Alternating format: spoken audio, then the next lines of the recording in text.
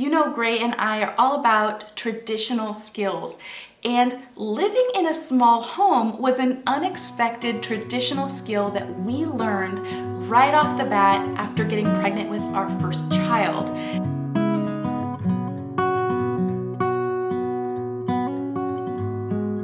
Well, welcome back. If this is your first time here, my name is Brianna, and my husband Gray and I live a slow life at home, learning, practicing, and teaching our children traditional skills. We spent over 7 years living in an 800 square foot home to reach our homesteading goals, and I'm going to share with you my top tips on how we made it work and how you can too. The reason that I think this is valuable content in the homesteading and self-sufficiency community is that sometimes we have to make things work for a little while in order to reach our goals, or because we've chosen that we want to live a more sustainable model. During those 7 years, I learned a lot of home management techniques and how to make a small space work for a large family. Whether you find yourself in a smaller home intentionally or not, it has its perks as a homesteader. Having a smaller house to take care of, for example, means you have more time in the garden and less time cleaning the house. During the time that we lived in that tiny house, I logged hundreds and hundreds of hours working in our garden and improving my skills in how to grow food versus logging hundreds and hundreds of hours inside the home. It also lowers the cost and outputs of other household expenditures like cleaning supplies, furniture, paint, etc. A smaller house comes with less of a to-do list than a larger home. So these are some of the actions you can take that make living in a small home much more enjoyable. Number 1, declutter regularly. So we never really intended on becoming minimalists, and I know that that's all the rage right now, but I think that in the process of living in a small home, the square footage kind of required it for us. And decluttering is the number 1 tip that I can give you if you are living in a small home.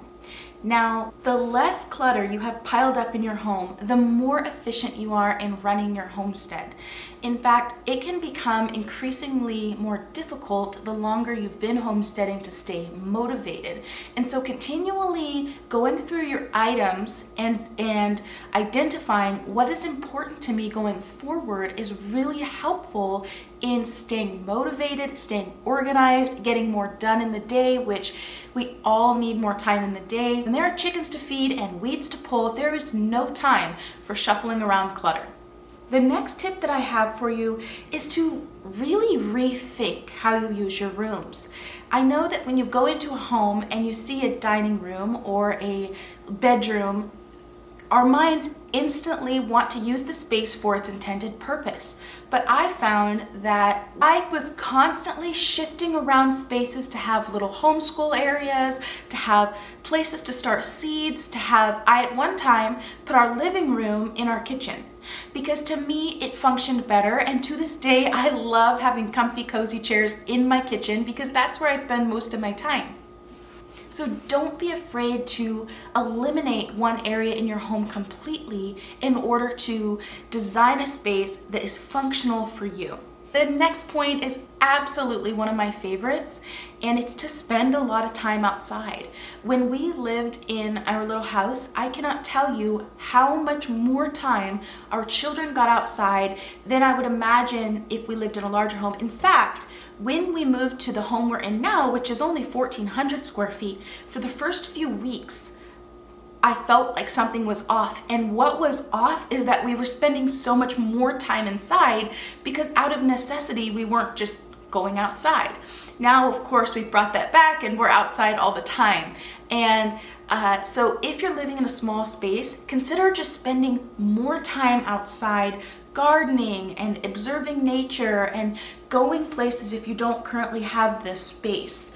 I think that this really actually brought us to I haven't talked about this, but we homeschool and we really enjoy the Charlotte Mason method. And this kind of brought me to this method because we were already spending so much time outside.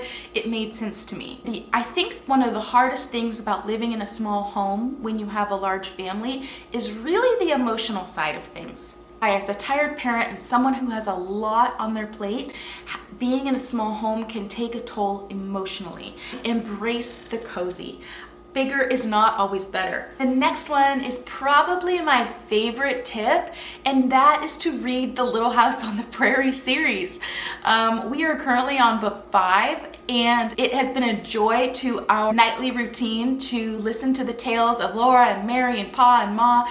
And when you're in a smaller space, children can find comfort in these stories, and it can be encouraging to you to know, yes, this is how people used to live, and it's still okay to live like this today. Because anytime you're living countercultural, you can kind of start having doubts in your mind as to, is this what's best for my family? Or my life would be so much easier or better if I had a larger space. So read the Little House on the Prairie series. You will find so much encouragement and comfort in those books. Plus, they make great read-alouds if you're a homeschooler. The next tip is to compare down, not up.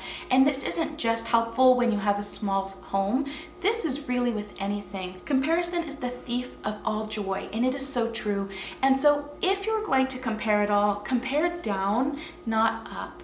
The last tip that I want to share with you is to keep a gratitude journal. Now, I keep all kinds of journals, from gardening journals to a commonplace book, and I also keep a gratitude journal. And this is game-changing in not only accepting where you are and loving the home that you have, but also in many, many other aspects of your life. I wrote an entire blog post about our story as a family of 5 living in an 800 square foot home and loving it. You can find that linked below. I hope that these tips were helpful for you, and we'll see you next time.